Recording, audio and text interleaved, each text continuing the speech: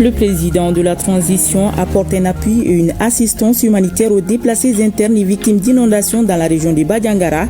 Un moment de solidarité et surtout d'émotion chez les bénéficiaires.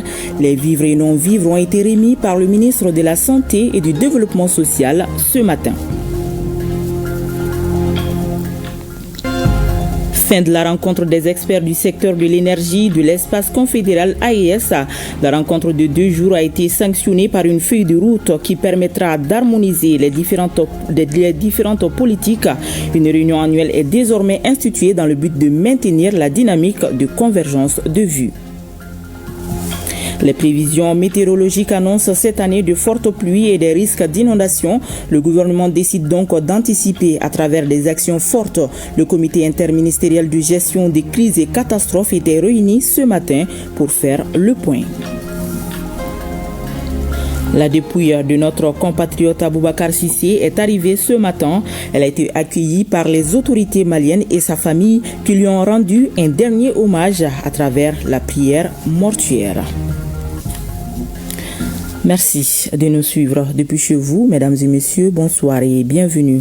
Le Premier ministre, ministre de l'administration territoriale et de la décentralisation, le général de division Abdoulaye Maïga a reçu ce matin en audience l'ambassadeur du Japon au Mali. Le diplomate japonais en visite de courtoisie a évoqué avec le chef du gouvernement les relations bilatérales entre les deux pays. L'ambassadeur du pays du soleil levant a réaffirmé la disponibilité de son pays à accompagner le Mali. Nous vous proposons d'écouter Yuko Murata à sa sortie d'audience au micro de Mamadi Kouni et Aliou Touré. Le premier objectif, c'était la visite de courtoisie pour expliquer notre politique de la coopération vis-à-vis du Mali. Et deuxièmement, c'est un peu expliquer l'exposition universelle d'Osaka Kansai qui a débuté au mois d'avril et qui finira au mois d'octobre. Et puis le 2 août, c'est la journée du Mali à l'exposition universelle d'Osaka. Donc nous avons discuté de la participation du Mali à cette exposition et éventuellement la participation du Premier ministre à cette exposition. Et comment se porte aujourd'hui la coopération entre le Mali et le Japon? Je crois que ça se porte bien. Et nous avons fait, depuis le début de cette année, nous avons fait la cérémonie de remise des matériaux dans les écoles de formation professionnelle à Bamako. Il y a 2-3 semaines, nous avons annoncé la coopération via des organisations internationales. Et nous allons certainement continuer à travailler et surtout la formation des personnes de valeur au Mali. Les membres du Conseil national du crédit étaient réunis ce matin à la BCEAO à la faveur du premier conseil au titre de 2025. La rencontre a regroupé les représentants des institutions financières, les opérateurs économiques, les organisations professionnelles et la société civile. À l'ordre du jour, le rapport de la situation financière du pays au titre de 2024, le financement du secteur privé par les banques. Le ministre de l'économie et des finances a salué les performances économiques dans un contexte de crise. Boubacar Bablin Touré pour plus de détails. Le Conseil national du crédit, un cadre consultatif initié par la BCEAO sous la houlette du ministère de l'économie et des finances. Il statue de façon périodique sur la situation économique et financière du pays. Pour ce premier conseil au titre de 2025, l'ordre du jour a porté sur les rapports d'activité financière du pays au titre de 2024. Au plan économique, nous avons rappelé que le Mali a été un pays très résilient en 2024 et que tous les indicateurs que nous avons connus sont orientés dans le bon sens. Et nous avons noté avec beaucoup de satisfaction également un grand effort qui est fait dans le rapatriement des recettes d'exportation, particulièrement dans le domaine des mines, Nous avons vu que l'impact donc de l'audit des mines et des négociations ont permis vraiment d'assurer un grand retour, en tout cas des recettes d'exportation de nos ressources minières aujourd'hui. Et les taux sont vraiment très très intéressants quand on voit les taux de couverture qui sont entre 85 et 90% aujourd'hui, ce qui est fort remarquable. Nous avons également noté que sur le financement de l'économie, la Banque centrale a fait des efforts immenses et le taux de couverture, en tout cas des besoins des banques ou même du secteur, des autres secteurs, se sont nettement améliorés. Le Conseil a également fait la situation du financement des petites et moyennes entreprises par les institutions bancaires. Par rapport au PME-PMI, nous avons noté que la BCEAO a eu des échanges avec les banques pour voir comment on peut améliorer davantage, en tout cas, l'implication des banques, ou en tout cas comment on peut mieux assurer le financement de ces PME-PMI, leur refinancement par la BCEAO, compte tenu de certaines difficultés qu'ils ont connues, parce qu'il faut nécessairement une grande interaction entre les sociétés qui doivent encadrer les PME-PMI et également les banques qui sont chargées de financer ces sociétés. Enfin, la question du financement de l'assurance agricole et de l'innovation technologique a été également débattue. Il y a deux études importantes également qui ont été évoquées. C'est une étude sur l'assurance agricole, donc qu'on a confiée au Trésor, et une étude également sur le financement de l'innovation par le secteur privé. Comment le secteur privé peut s'impliquer dans la recherche et l'innovation technologique. Donc il y a une étude également qui doit être menée sur ce sujet et qui est portée par la Direction générale du budget. Et le ministre Sanou, non moins président du comité, de se réjouir de la situation économique stable de notre pays, caractérisée par une meilleure croissance. Le patron de l'Hôtel des Finances se réjouit des bonnes notes des institutions de Bretton Woods à notre pays. Et cela tout en respectant les principes qui guident l'action publique au Mali. Ouverture ce matin à Bamako des travaux de la revue à mi-parcours du projet de relèvement et de stabilisation au Sahel PCRSS. Il s'agit de partager entre les parties prenantes les activités menées par le projet à ce stade et le programme envisagé pour les années à venir. Certes, beaucoup d'efforts ont été déployés pour apporter des réponses aux défis auxquels les populations sont confrontées. Cependant, ces résultats restent en deçà des attentes. Cette évaluation permettra donc de corriger les insuffisances et mieux fixer le cap. Le compte-rendu de Aloussine Touré. Les participants à cet atelier vont procéder à l'évaluation du programme à mi-parcours du projet communautaire de relèvement et de stabilisation du Sahel. Né de la nécessité d'apporter des réponses concrètes et adaptées aux défis auxquels les habitants du Liptako Gourma sont confrontés, le projet a le mérite de poser les jalons d'une relance progressive de l'espoir. 379 sous-projets socio-économiques touchant plus de 500 000 personnes ont bénéficié des investissements du PCRSS, couvrant plusieurs secteurs, notamment la santé, l'éducation, les marchés, l'eau, la connectivité, etc. Grâce au nouveau modèle de développement communautaire participatif adopté par ce projet, nous sommes également encouragés par les progrès réalisés dans 721 villages où les communautés elles-mêmes, avec le soutien du gouvernement par l'intermédiaire des facilitateurs communautaires et techniques, auront la possibilité de mener les investissements dans leur village afin de répondre à leurs priorités. La Banque mondiale, bailleur de fonds du programme, a été saluée pour ses efforts en faveur d'une sortie de crise au Sahel. Après 3 ans de mise en œuvre, cette évaluation à mi-parcours est un élément d'appréciation de l'orientation à donner aux activités du PCRS, afin de lui donner une trajectoire susceptible de faciliter l'atteinte de ses objectifs. Les constats de la mission d'évaluation sont clairs. D'un point de vue stratégique, les objectifs du PCRS restent pertinents et en adéquation avec les besoins des populations vulnérables. La sécurisation des terres, l'accès à l'eau, l'autonomisation des femmes et des jeunes et le renforcement de l'économie locale. Les chiffres parlent d'eux-mêmes. Plus de 500 000 personnes ont bénéficié des services socio-économiques essentiels. Environ 3 000 personnes vulnérables et PDI ont reçu des articles ménagers essentiels. Près de 6 000 agriculteurs ont reçu des équipements et intrants agricoles.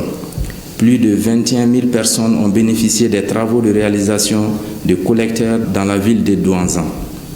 Et 4 500 personnes ont aujourd'hui un meilleur accès à l'eau suite à la réalisation d'adductions d'eau à Tatia, Nouna, dans le cercle de Djini. 215 emplois créés à travers le déploiement des équipes de facilitateurs DCC recrutés localement.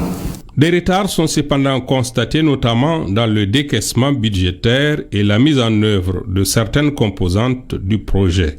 La situation sécuritaire complexe, le changement de partenaire sont entre autres des défis de taille. La région de Badjangara enregistre présentement plus de 1200 ménages déplacés.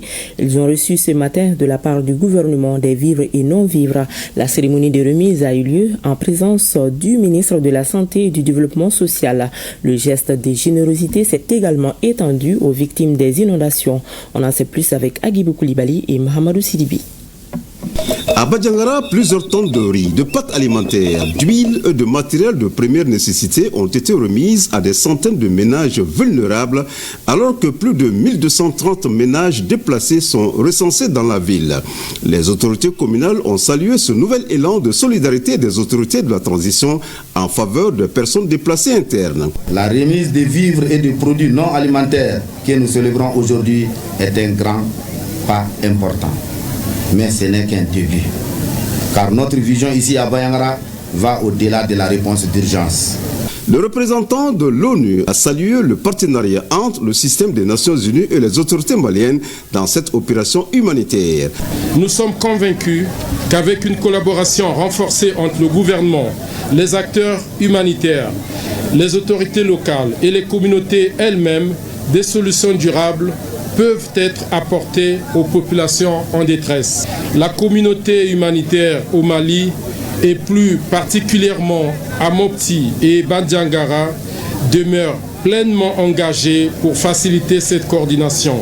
Reconnaissant le geste des autorités et des partenaires humanitaires, le porte-parole des bénéficiaires a chaleureusement remercié tous les donateurs.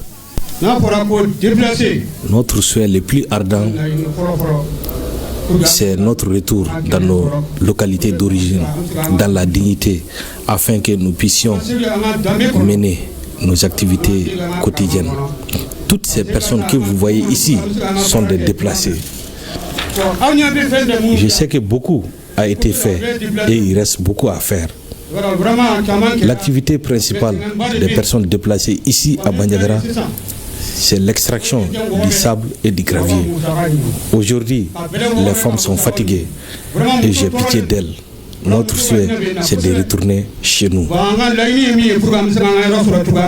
La région de Badjangara a enregistré au premier trimestre 2025 un total de 659 ménages déplacés. On note également 4616 ménages victimes des inondations en 2024 et 634 ménages retournés dans leur localité. À cela s'ajoutent les communautés hautes vulnérables. À cette occasion, nous apportons un appui constitué de, pour les populations déplacées et retournées, de 60 tonnes de riz, 400 cartons de pâtes alimentaires, 400 bidons d'huile de 5 litres. Pour les sinistrés des inondations de 2024, dans toute la région, une opération de distribution de vivres et de non-vivres composée de 143 tonnes de riz, 143 tonnes de mil, 31 tonnes de sucre, 32 cartons d'huile, 15 tonnes de sel, 798 kits scolaires, 7983 moustiquaires, 7983 couvertures, nattes et 24 tentes qui vont bientôt démarrer sous l'autorité du gouverneur de la région. Ces deux appuis permettront d'appuyer 400 ménages repartis dans les sites APCAM, ATT-Bougou et les familles d'accueil pour environ 16 600 personnes. Je voudrais, au nom des plus hautes autorités, de l'ensemble des bénéficiaires et à mon nom propre, remercier tous les partenaires, notamment la Banque mondiale, et de saluer les efforts du gouvernement dans le cadre de l'amélioration des conditions de vie des populations. Je ne cesserai jamais de saluer la constance de la présence à nos côtés du ministre commissaire à la sécurité alimentaire, chaque fois qu'il s'agit de soulager les souffrances des populations en détresse. Ma profonde gratitude à M. Seydou Nantoumi, fils du terroir, pour tout ce qu'il a fait pour la région à travers le pays et particulièrement pour son accompagnement à la réalisation de la présente donation. Les autorités locales, le gouvernement et les partenaires humanitaires entendent poursuivre l'élan de générosité pour que, pas à pas, sécurité, dignité et conditions de vie décentes reviennent dans les communautés affectées dans la région de Bandiagara. Auparavant, la délégation ministérielle a rendu une visite de courtoisie aux notabilités de Bandiagara. Dans le cadre de l'apaisement du climat social, notre équipe de reportage dirigée par Tamsir Diabaté est allée à la rencontre des citoyens normaux. Chacun dans son lieu de travail lance des messages de paix et de cohésion nationale pour la stabilité du Mali. Je vous propose de les écouter.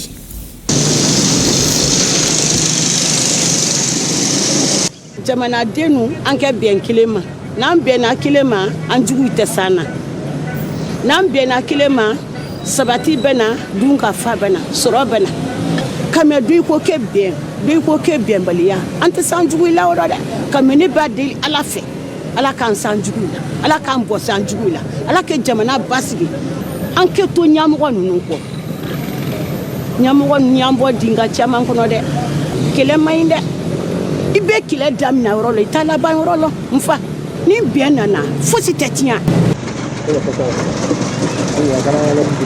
wa masi teke yere fika sege nga yere ko nto yanka tani faso ni faso chi ajobate ne ni faso chi matajo mo be yele la de ala kana anta chi faso o ya muloro na mo yoro de ikango la baraka di d'America faso ni jiri jure ame je me juru kele la ko sa ka sa malue donc fanga mi yoro de la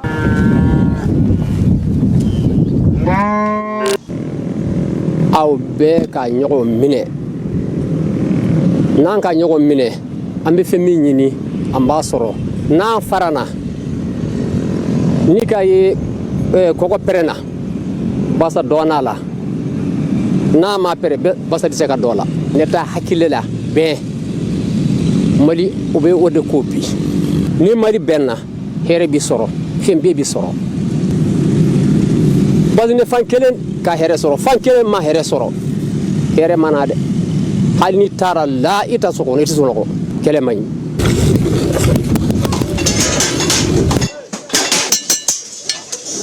gambe jamana de mali bara ga jamana de ambe ka kele ka do dakelina ka bo dakelina mali kelendi anga ja angere hormay ko pa fon matama anga dabla ne anga nyong mine anga nyong sembla anga bulu nyong bulu mine pour que jamana ka tanye fe andale mbala apta nye fe fana abe yoromna je dinatika koko ni bente fotu ko de ko retina boga na malik la fa ngere na nyong mine jamana be gila mo wala na baraka ya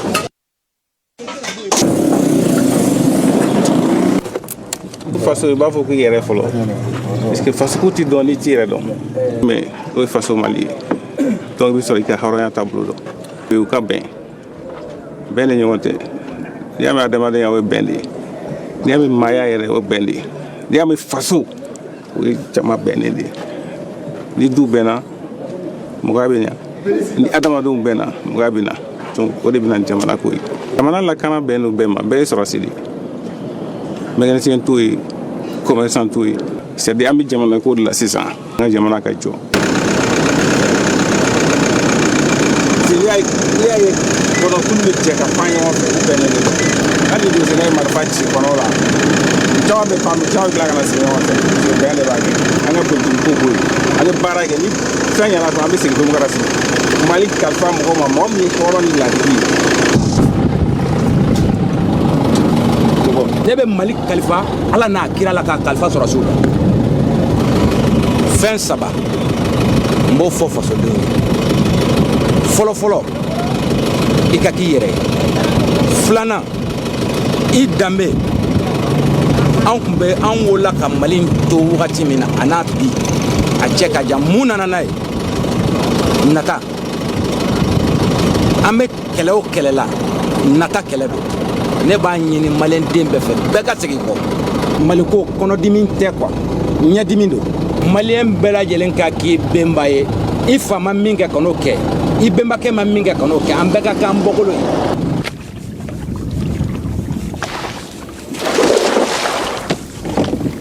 Mali bɛɛ kelen ayiwa an ka ɲɔgɔn minɛ an ka kɛ kelen de a tɛ tila koyi an bɛ faso minɛ de ka faso kɛ kelen an yɛrɛ de ye faso ye n'an ma faso dilan jɔn b'a dilan an bɛ ɲɔgɔn minɛ ka faso de dilan ayiwa fo ka taa don min an bɛ faso de kɔ a bɛɛ ba kelen fa kelen ni bi tɛ anw tɛ se ka fara fara dɔw ni ɲɔgɔn cɛ adamadenya yɛrɛ de ye bɛn ye bɛn yɛrɛ de ka di i y'a ye ko jamana diyara bɛn de don n'i y'a ye ko du diyara bɛn de don n'i y'a ye ko ga diyara bɛn de don ko n ka jaliba in kalifa bi ne b'a kalifa ala de la a minɛba ɲumanw.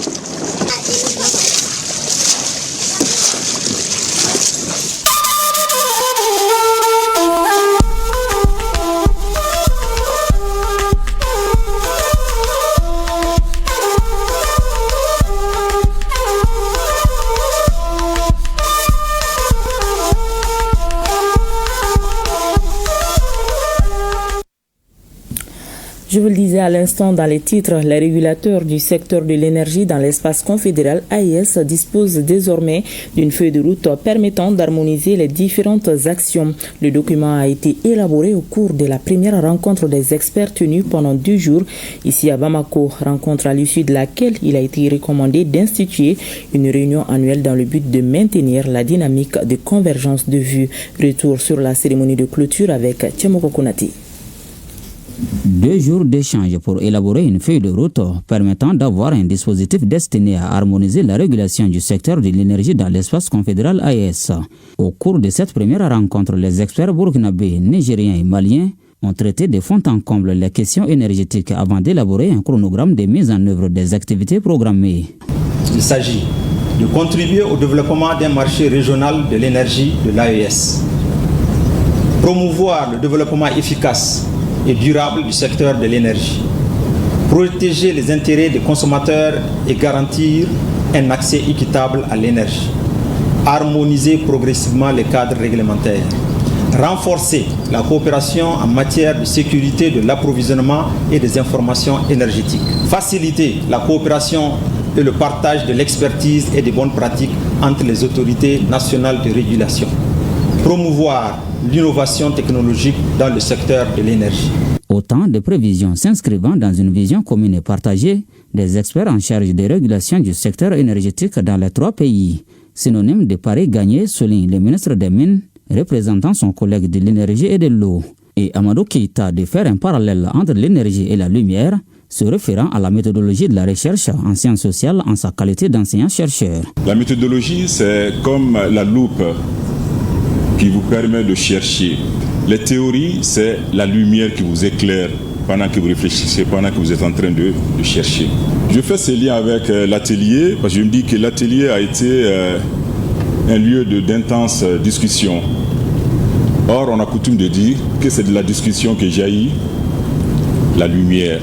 Pour la réalisation des objectifs stratégiques, les participants recommandent l'institutionnalisation d'une réunion annuelle de la rencontre des acteurs de régulation du secteur dans l'espace confédéral AES. La réunion en question devrait se tenir dans le pays en charge de la présidence de l'organisation régionale. Devoir de conscience, les délégations nigériennes et burkinabées ont adressé des motions de remerciement au président de la transition, au premier ministre et au président de la commission de régulation de l'eau pour l'hospitalité légionnaire à la malienne et à la bonne organisation de cet atelier. Vous venez de l'entendre, la rencontre de haut niveau des régulateurs de l'énergie des pays membres de la Confédération qui s'est achevée aujourd'hui ici à Bamako a fait des recommandations dans ce sens. La finalité, une souveraineté énergétique partagée, l'énergie considérée aujourd'hui comme un enjeu de développement mais aussi de souveraineté, selon le président de la Commission de régulation de l'électricité et de l'eau du Mali. Je vous propose d'écouter Murukoro Sangare au micro de Yaya Kounate. C'est un extrait de l'invité de la semaine. L'énergie vue aujourd'hui dans nos pays donc comme un élément de souveraineté. En quoi est-ce que l'énergie peut être considérée comme un élément de souveraineté? Quand nous n'avons pas la souveraineté énergétique, nous ne sommes pas indépendants. Ça c'est clair. L'énergie c'est un bien. L'énergie est à la base de tout. Les industries, les transports et l'agriculture. Donc, pour atteindre l'autosuffisance alimentaire, pour atteindre une industrialisation conséquente, forcément, il faut développer l'énergie dans l'espace AES. Avec les sources d'énergie que l'espace ASA, les biomasses, les solaires, l'énergie éolienne, l'énergie hydraulique, n'est-ce pas?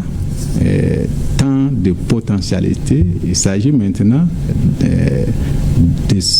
d'harmoniser, de mutualiser les efforts, d'investir pour exploiter ces potentiels. On a donc du potentiel, mais de façon globale, comment est-ce que la situation se présente actuellement? L'état des lieux en matière d'énergie dans la sous-région se présente comment? L'état des lieux n'est pas séduisant. Donc, dans nos 3 États, c'est vrai qu'il y a un déficit. Il s'agit maintenant, n'est-ce pas, d'investir de façon massive dans ce secteur pour faire face à la demande croissante. Parce qu'il y a un déséquilibre entre l'offre de l'énergie et la demande d'énergie. Voilà l'invité de la semaine à suivre après la page météo. Au Niger, le ministre du Commerce et de l'Industrie a effectué ce matin une visite au riz du Niger, RINI, et à ses différents points de vente. Cette sortie du ministre Abdoulaye Seydou vise à encourager cette structure qui œuvre pour l'autosuffisance alimentaire au Niger. Compte rendu Amsato Mahamadou et Amadou Amidou. Riz du Niger est une société de souveraineté qui constitue un maillon important dans la lutte pour l'autosuffisance alimentaire. Cela se concrétise grâce à l'engagement des autorités qui subventionnent cette société à hauteur de plusieurs milliards de francs. Des résultats satisfaisants ont été enregistrés par le RINI qui, selon le directeur général, a collecté dans la période 2023-2024 25 627 tonnes de riz paddy auprès des producteurs, dont 80% hors aménagement, et a transformé 29 153 tonnes de riz paddy contre 12 150 tonnes de 2021 à 2022. C'est pour saluer cette performance que le ministre du Commerce et de l'Industrie a effectué cette visite au siège du RINI. Aujourd'hui, il est tout à fait normal pour nous de sortir pour aller prendre langue avec les responsables et le personnel du RINI pour les encourager par rapport à cette mission et à ce rôle. Et aussi discuter avec eux autour des difficultés et des défis pour la réalisation de l'objectif que les plus hautes autorités se sont fixés en faisant en sorte que d'ici 2027, qu'on soit souverain du point de vue de l'exploitation du riz. Le ministre Abdoulaye Seydou a visité l'usine de transformation du riz paddy de Kirkousé, les magasins de stockage du riz paddy, ceux du stockage des produits finis et l'usine de cogénération. Le ministre a lancé un appel à l'endroit des populations pour accompagner et soutenir davantage le riz du Niger. Le prix du sac de riz, il est resté constant, fixe à 11 500 francs. Le sac de 25 kilos, nous lançons un appel aux populations et aux citoyens de soutenir le riz du Niger à travers l'achat de ces riz d'une grande qualité. Notons que Riz du Niger dispose de 14 points de vente à Niamey. Le ministre a visité tous ces points de vente situés dans différents quartiers de la capitale. Partout, au niveau de ces points de vente, le ministre a constaté la disponibilité du riz du Niger. Le ministre et sa délégation ont profité de l'occasion pour s'en procurer. Le Premier ministre du Faso Rintalba, Jean-Emmanuel Ouedraogo, accompagné de plusieurs membres de son gouvernement, s'est rendu sur le chantier de rénovation du stade du 4 août hier mercredi pour constater l'évolution des travaux. Le point avec Ibrahim Diallo. Les travaux de réhabilitation du stade du 4 août touchent à leur fin. Désormais modernisé, le mobilier flambant neuf des vestiaires allie luxe et confort. Dans les couloirs, l'histoire du football burkinabé est mise en valeur à travers des portraits de légendes nationales destinés à inspirer les jeunes générations. Une tribune de presse d'environ 80 places offrant une vue dégagée sur la pelouse a été également aménagée.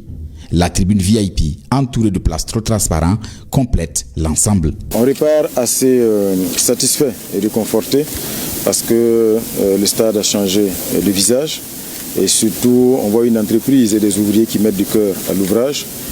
Si bien que aujourd'hui on peut dire véritablement que le processus avance très bien.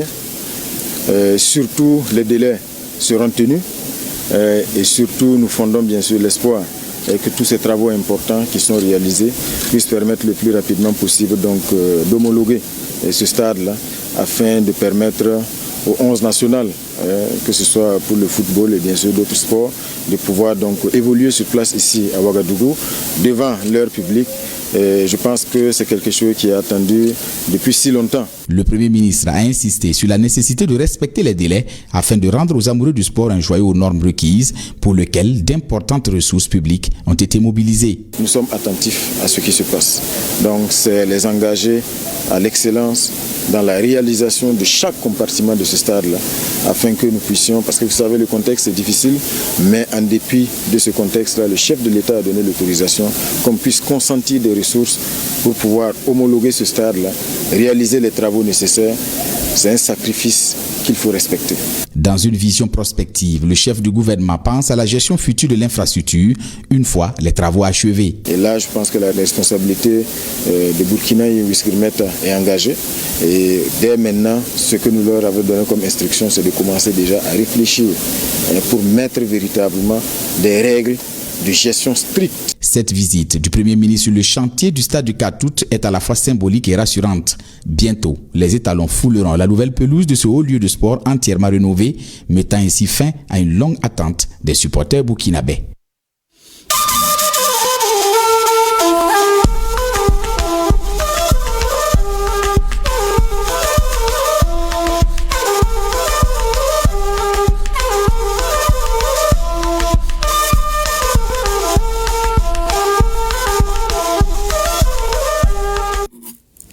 De nouvelles adductions d'eau à Sebeni Koro Dramanbougou et Lafiabougou Taliko.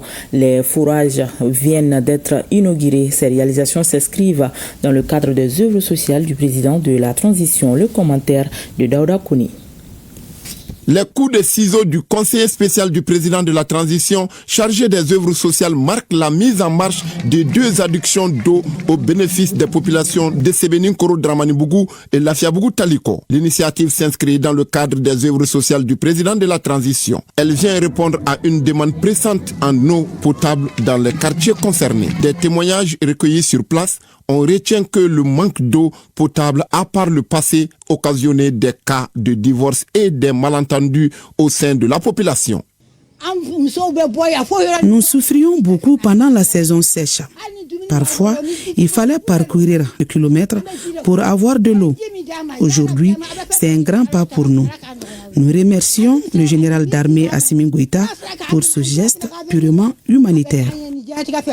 Le général d'armée Assimi Goïta vient de montrer au peuple malien qu'il est à nos côtés, qu'il est aux côtés de tous les Maliens, filles, garçons de ces pays, pour nous aider. En nous donnant ce forage-là, vraiment, il vient de sauver plusieurs foyers en commune 4 ici. En référence à ces témoignages, on se rend compte qu'à travers ces installations, plusieurs dizaines de familles verront leur quotidien allégé, notamment en matière d'hygiène, de santé et de gestion du temps. Un réel motif de satisfaction pour le conseiller spécial du président de la transition chargé des œuvres sociales. Et maintenant, on commence à expliquer aussi comment on peut avoir ces forages. C'est d'écrire une demande adressée au président de la transition. On va faire un dépouillement qui ne va pas tenir compte de race, de religion et rien. Tous les Maliens ont droit à l'eau potable et le président de la transition fera tout son possible pour que les Maliens aient de l'eau potable. Les enfants savourent l'eau. Les représentants des membres du comité interministériel de gestion de crises et catastrophes se sont réunis ce matin dans les locaux du centre de coordination et de gestion des crises SECOGEC. La réunion visait à faire le point des situations des inondations et des interventions d'assistance humanitaire de l'année 2024. Les participants ont également proposé des actions futures en vue de la saison des pluies qui s'annonce.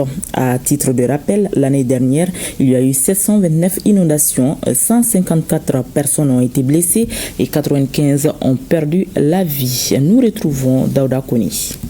Face aux crises et catastrophes et pour atténuer, anticiper et gérer, le gouvernement du Mali en mode réactivité à travers le comité interministériel de gestion des crises et de catastrophes. Elle fait suite à la réunion qui s'est tenue à la primature le 2 mai. Et réunion du comité interministériel présidé par M. le Premier ministre qui a initié des actions anticipatoires dans le cadre de la gestion des inondations de 2025. Il s'agit pour le comité technique aujourd'hui de faire le bilan sommaire des inondations de 2024 en termes d'activité, en termes de réalisation au sein des différents départements sectoriels, et aussi que chaque département puisse proposer des actions anticipatoires dans le cadre de l'hivernage 2025 qui déjà a pratiquement commencé avec les pluies du 28 avril et qui, selon les prévisions, s'annonce aussi importante que celle de 2024. Regroupant plusieurs départements et services techniques de l'État, chacun de son côté a présenté la situation concernant son domaine d'intervention. En ce qui concerne les prévisions météorologiques, le Mali connaîtra une année pluviale normale et excédentaire. La saison, elle sera précoce dans beaucoup de nos régions. Voilà. Et ensuite, l'évolution de la saison va être normale. Et courant de juillet, août, septembre. Et là, nous allons connaître le pic des pics de la saison. Et c'est là que tout va se jouer. Les risques d'inondation restent très élevés pendant cette période-là. En 2024, à Bamako et dans les 19 régions, la saison des pluies a causé beaucoup de dégâts et ces chiffres en attestent. 729 inondations, 154 personnes blessées, 95 morts et plus de 195 hectares de superficie cultivable ont été perdus. C'est le lieu pour moi, au nom du ministre de la Sécurité et de la Protection civile, de saisir cette occasion fort opportune de saluer les uns et les autres pour l'engagement et la détermination avec lesquels vous avez réussi la bonne coordination de l'ensemble des interventions du Mali au cours de l'année 2024. Ainsi, sommes-nous appelés à tout mettre en œuvre pour mener des réflexions à travers des analyses objectives en vue de proposer à la hiérarchie des mesures tendant à la prise de décisions éclairées pour renforcer la résilience de notre pays face aux catastrophes d'une manière générale. À la fin de la rencontre, un rapport assorti d'un plan d'action sera produit et partagé avec les membres du comité interministériel de gestion des crises et de catastrophes pour une synergie d'action afin d'anticiper les inondations. Fin cet après-midi à Bamako des travaux de l'atelier de formation et de sensibilisation des pèlerins sur les préceptes du Hajj 2025. Il est organisé par la maison de Hajj. Le but est d'outiller les fidèles musulmans pour la bonne exécution du 5e pilier de l'islam. Reportage Sorona Kamisuko. Chaque année, des milliers de fidèles musulmans convergent vers la Mecque pour effectuer le 5e pilier de l'islam, le pèlerinage. Cette année, ils sont au total 13 323 candidats inscrits au Mali. À l'heure actuelle, 90% de l'effectif ont été déjà formés sur le processus d'accomplissement. Ambe foli kerenkerene sama kadi directeur de Haji Nyemom. Nous remercions la direction de la maison du Hajj pour avoir initié cette formation. Nous avons bien assimilé les enseignements et conseils. Et on peut dire que nous sommes disposés à bien accomplir le Hajj. Depuis 8 mois, on est en formation et c'était pour vraiment préparer nos pèlerins, transmettre les connaissances essentielles qu'il faut pour faire un très bon Hajj. Il faut comprendre les exigences saoudiennes et ce qui est interdit et ce qui est permis, éviter des erreurs, et comment il faut s'adapter à l'environnement. Donc tout ça là sont des éléments essentiels de la formation. Alhamdulillah, merci, nous à la maison des Hajj, on a initié une plateforme numérique digitale qui est même une innovation qu'on a adoptée cette année. Pour l'ambassadeur d'Arabie Saoudite au Mali, toutes les dispositions sont prises pour accueillir les pèlerins maliens. Aujourd'hui, nous avons rassuré le peuple malien que le président de l'attention nous a facilité toutes les portes par rapport aux pèlerins et par rapport à tout ce qui doit se faire dans le cadre de la facilitation du pèlerinage. Nous pouvons quand même parler aujourd'hui avec toute assurance que le Hajj 2025 sera une réalité, Inch'Allah, et que les pèlerins maliens partent et reviennent en paix et dans la quiétude, Inch'Allah. La cérémonie a été marquée par la remise d'attestations de reconnaissance aux partenaires de la maison du Hajj pour leur implication pour la bonne exécution du Hajj. Le ministre Koné en a profité pour remettre le drapeau national aux pèlerins afin qu'ils se considèrent comme porte-étendard en Arabie Saoudite. Il a également prodigué des conseils allant dans le sens du respect des lois du pays d'accueil. L'Église catholique a un nouveau pape. Il s'appelle Robert Prévost. Âgé de 69 ans, il a été élu pape ce jeudi 8 mai à 18h08. Le cardinal américain a longtemps été missionnaire au Pérou avant d'être appelé à Rome par François en 2023 comme préfet du dicaster pour les évêques. En le choisissant, les cardinaux confirment le choix d'une église ouverte, multiculturelle et missionnaire. À la découverte du nouveau pape avec Garibou Pérou. À la chapelle Sixtine du Vatican et au second jour du conclave se dégage une fumée blanche. Le pape est élu, il s'appelle Robert Prévost. Il est le tout premier pape américain de l'histoire. Il prend désormais le nom de Léon XIV comme nom de règne. Sous les acclamations, le nouveau pape adresse un salut de paix aux fidèles massés sur la place Saint-Pierre. La paix soit avec vous tous, a lancé le successeur de François dans sa première adresse à la foule. Comme Christ a vaincu, le mal ne gagnera pas, a-t-il poursuivi. Né le 14 septembre 1955, Léon XIV a étudié au petit séminaire de l'ordre de Saint-Augustin. Licencié en théologie, il détient aussi un diplôme en mathématiques. Américain de naissance, Robert Prévost est issu d'un père d'origine franco-italienne et d'une mère d'origine espagnole qui a passé une bonne partie de sa vie comme missionnaire au Pérou avant d'être supérieur de son ordre religieux à Rome. De l'éthique aux finances vaticanes, de la crise des abus à la diplomatie internationale, le successeur du pape François devra affronter des défis considérables qui détermineront sa capacité à incarner une voix prophétique et crédible dans un monde en tension. Un homme d'écoute et de synthèse, le 267e pape est classé parmi les modérés et connaissant autant les terrains que les royages du Vatican. Le ministre de la Promotion de la Femme, de l'Enfant et de la Famille a rencontré hier les anciennes ministres de la Promotion de la Femme au siège du REFAMP. La démarche consistait à leur expliquer les motivations de l'organisation des États généraux sur la situation de la femme, de l'enfant et de la famille et solliciter leur implication pour la bonne organisation. Le reportage de Awadit Makamara. Ces visages vous sont certainement familiers, car toutes sont passées par le département en charge de la promotion de la femme. Quoi de plus gratifiant que de voir ces anciennes ministres en charge de la promotion de la femme impliquées dans l'organisation des États généraux sur la situation de la femme, de l'enfant et de la famille. Et c'est dans une atmosphère empreinte de cordialité que le REFAMP reçoit l'actuel locataire du ministère dédié à la femme. Diarra Djeneba Sanogo est venu informer ses sœurs de la tenue de ces assises et solliciter leur accompagnement. Beaucoup de textes ont été élaborés, beaucoup d'activités ont été faites, beaucoup d'actions ont été faites, mais il faut maintenant qu'on fasse le bilan de tout ça et qu'on voit comment on peut avancer par rapport à ces questions-là. Et c'est ça qui vraiment soutient les États généraux de la femme, de l'enfant et de la famille. Et je pense que ça a été une très bonne chose par le chef de l'État, le président de la République, de nous demander de réfléchir et dire à Madame la ministre de faire ce travail-là. Nous sommes à son entière disposition et nous ferons tout notre possible, intellectuellement, physiquement, tout pour que ça réussisse. La détermination et l'engagement étaient au rendez-vous lors de cette rencontre. Ces femmes inspirantes ont montré qu'ensemble, elles peuvent faire bouger les lignes et transformer la société pour le bien des femmes, des enfants et des familles. Toute chose qui répond à l'idée de ces assises. Lors des échanges, elles ont toutes exprimé leur entière disponibilité pour la réussite de ces États généraux. Et je trouve que c'est très normal que je vienne les informer officiellement et les remettre officiellement ces termes de référence pour qu'elles puissent apporter leurs observations. Tout le monde est concerné selon les instructions reçues des plus hautes autorités. Le but est d'organiser des États généraux dans un esprit d'inclusivité.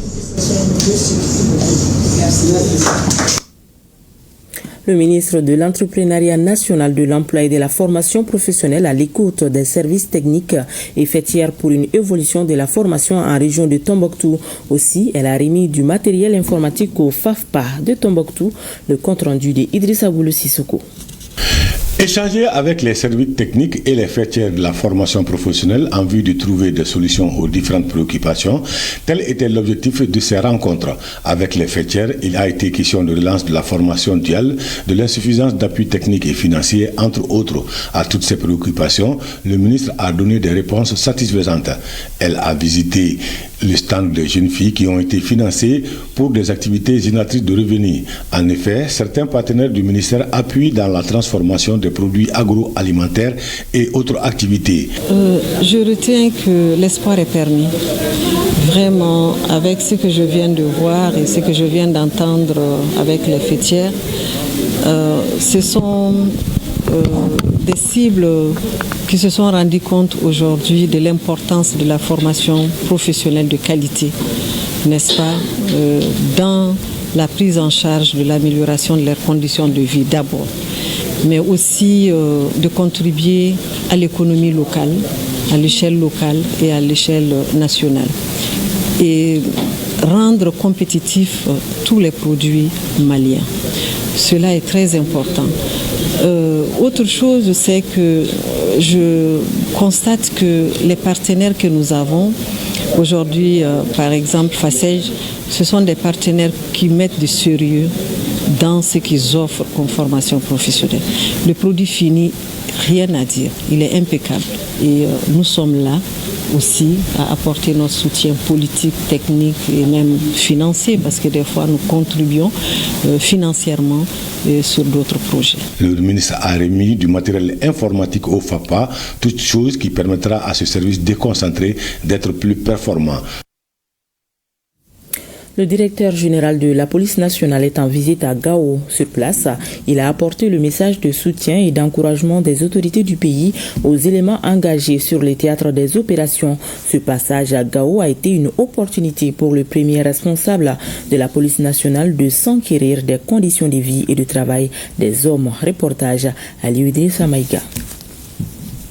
Par cette visite dans la cité des Askia, le directeur général de la police nationale veut s'enquérir des conditions de vie et de travail des hommes engagés sur le terrain. Cette visite s'inscrit dans l'agenda des hautes autorités du pays.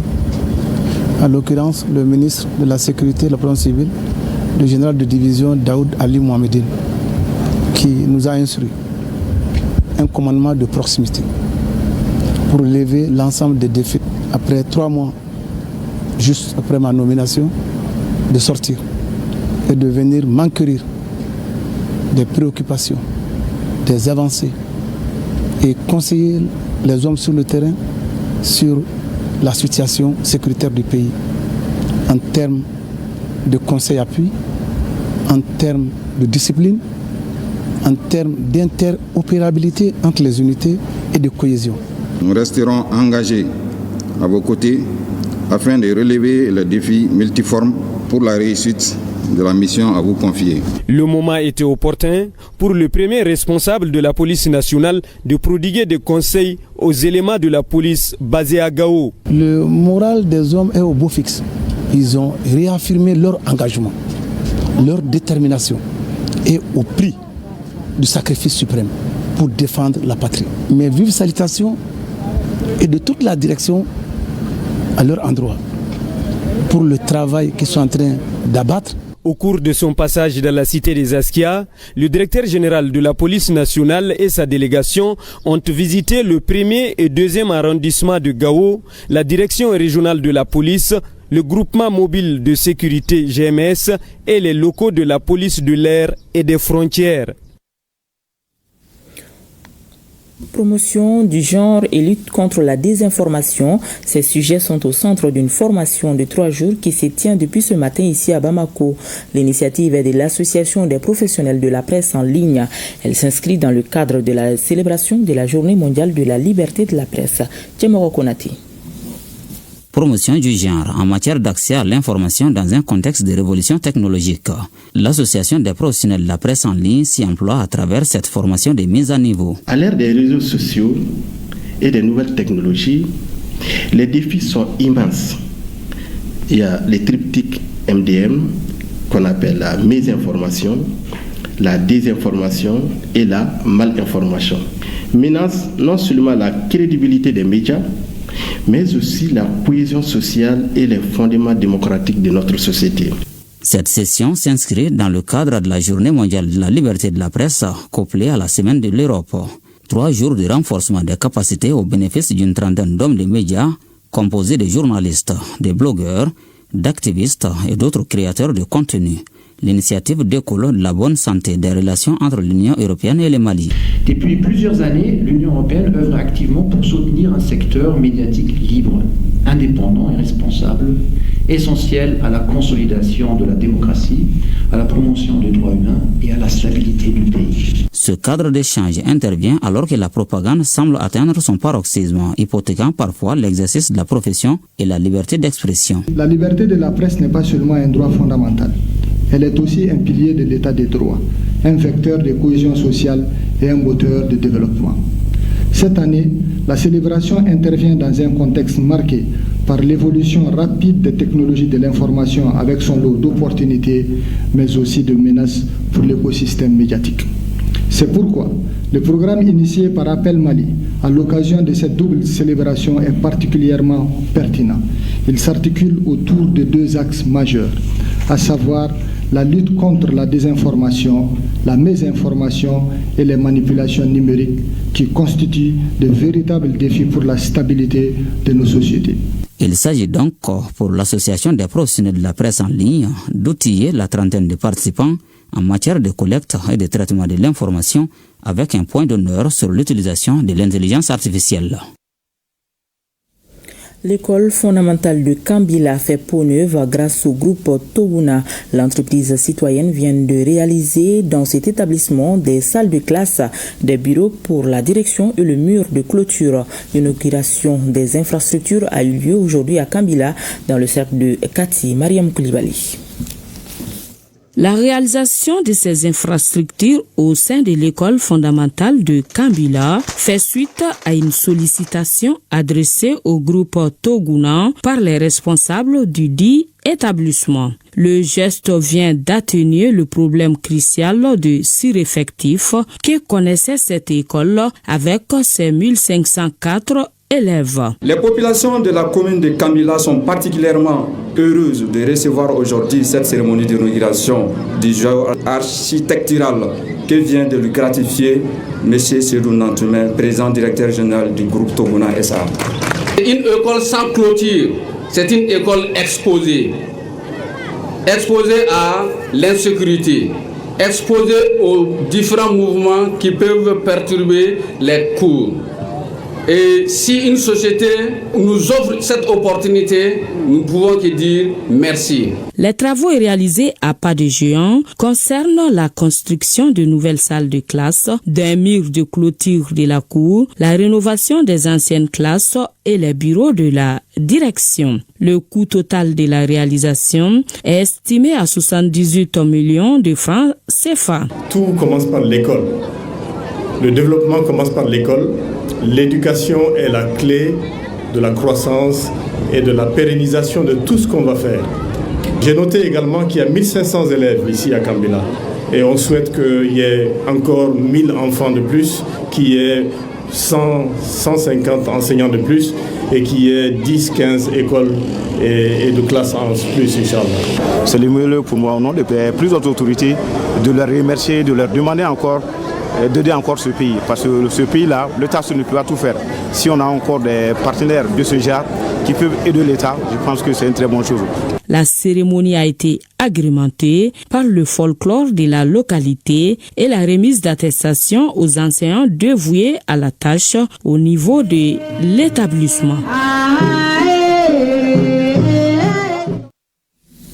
La première édition du Salon international du dromadaire, un événement du patrimoine culturel et sportif de notre pays, est officiellement lancé aujourd'hui au stade du 26 mars de Irimadio. Ce salon est une opportunité pour promouvoir la valeur culturelle, sociale dans l'élevage du dromadaire. La Fédération malienne de la discipline, avec un ambitieux programme, compte étendre l'élevage du dromadaire sur toute l'étendue du territoire national. Reportage Salif Ouedraogo.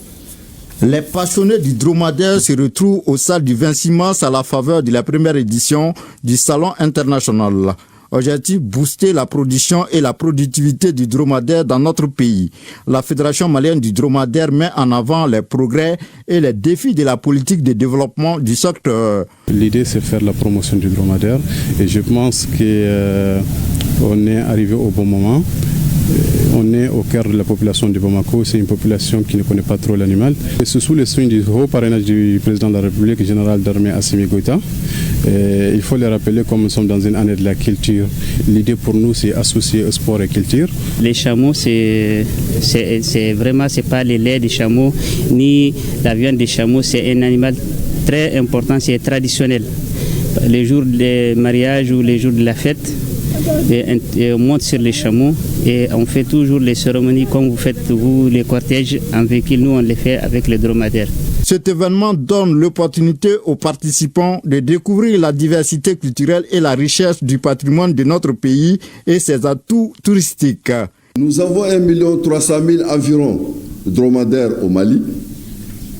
Nous voulons vraiment, pour une question de pérennité et de pérennisation de l'élevage du dromadaire, de vous référer à l'étude stratégique qui a été faite par l'Institut d'économie rurale en 2022 et qui est très importante dans le cadre d'un changement climatique. L'élevage du dromadaire relativement au changement climatique. Le dromadaire, c'est un moyen de vie parce qu'il produit de la viande, il produit du lait et il produit aussi sa peau pour les artisans. Donc ça fait vivre les artisans aussi. Mais je voudrais m'appesantir sur l'importance identitaire du dromadaire. Le dromadaire qui existe, en tout cas, qui a apprivoisé depuis 3000 à 4000 ans, depuis l'Arabie, dans les zones arides jusqu'à l'Afrique, il symbolise, quand on voit le dromadaire, on voit un symbole humain. D'abord, c'est l'arabe qu'on voit, d'abord c'est le berbère, c'est le touareg, c'est le peul, c'est le toubou qu'on voit, parce que ce sont ces peuples-là qui sont vraiment les premiers adeptes, en tout cas, de la vie par le dromadaire. Ce salon permet de tisser des relations avec d'autres intervenants dans l'élevage du dromadaire.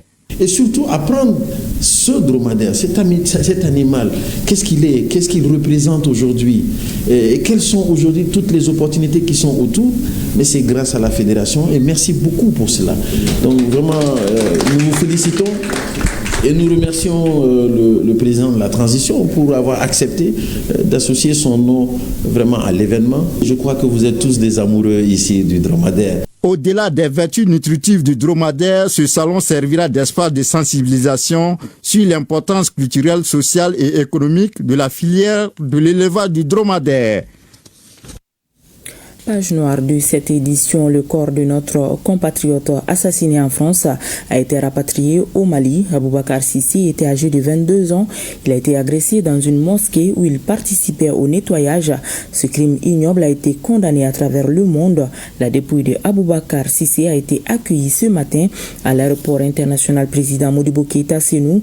Un dernier hommage à la faveur de la prière mortuaire lui a été rendu à Ridjumatina. C'est ce jeudi aux environs de 2h du matin que la dépouille de notre compatriote Aboubacar Sissé, victime d'un acte odieux, barbare en France qui lui a coûté la vie, a été accueillie à l'aéroport international président Modibo Keïta Sénou. Sur place, l'atmosphère était empreinte d'émotion, mais aussi de recueillement.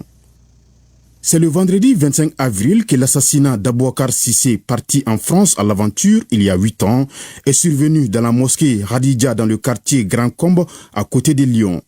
Le meurtrier Olivier Adzovitch, âgé de 20 ans, a donné des dizaines de coups de couteau à Aboubacar Sissé. En ce moment de tristesse, l'État malien condamne cette agression ignoble et exige que la justice soit rendue. Ce soir, nous sommes là au nom du président de la transition, chef de l'État, son Excellence le général d'armée Assimi Goïta, au nom du Premier ministre, chef du gouvernement, le général de division Ablaye Maïga, au nom de l'ensemble du gouvernement et du peuple malien, pour apporter encore le soutien nécessaire à l'occasion de l'arrivée de la dépouille de notre défunt et regretté compatriote. Le sentiment qui nous anime, c'est un sentiment d'envie de voir aboutir la justice. Nous allons continuer à suivre la situation et nous exigerons que toute la lumière soit faite et toute la justice soit rendue. Quelques heures après l'arrivée du corps, s'est déroulée la prière mortuaire à Grand Ibougou en commune 5 du district de Bamako. Parents, amis, autorités religieuses, membres du gouvernement, bref, la communauté musulmane à l'unisson a rendu un dernier hommage au regretté Aboubacar Cissé. Depuis l'événement ignoble de l'assassinat de notre compatriote Aboubacar Cissé en France, le président m'a dépêché, moi et mon homologue, monsieur le ministre des Maliens établi à l'extérieur, pour assister à tout. C'est pour dire que les autorités de la transition s'intéressent à tous les Maliens vivants ou morts. C'est un sentiment de tristesse, un sentiment de l'injustice, un sentiment de la non-justice envers même l'être humain tout court. Et nous saluons l'ensemble de la communauté musulmane d'avoir pris cette affaire à bras le corps. Ayant en charge la gestion de la juridiction consulaire de Lyon, le consul général qui a amené le corps au Mali salue la mobilisation qui a prévalu après le drame. Depuis la commission de cet acte odieux, les plus hautes autorités, à commencer par le président de la transition, le général d'armée Assimi Goïta, tout le gouvernement s'est mobilisé. J'avais au téléphone pratiquement à chaque 15 minutes un des membres du gouvernement. Donc j'ai rencontré les autorités françaises, j'ai rencontré les autorités confessionnelles, j'ai demandé que justice soit faite. Nous appartenons à une religion de justice. Nous sommes un peuple tolérant. Cette religion est une religion de paix. Mais qu'à cela ne tienne, nous demandons le minimum. Le minimum, c'est que justice soit faite. Aboubacar Cissé, 22 ans, célibataire sans enfant, sera inhumé dans son village natal Djafounou, Yaguiné, dans le cercle de Yélimani. D'ores en paix. Ainsi prend fin ce journal que nous avons eu le plaisir de vous présenter. Merci à toute l'équipe de réalisation et à vous de l'avoir suivi. Bonsoir.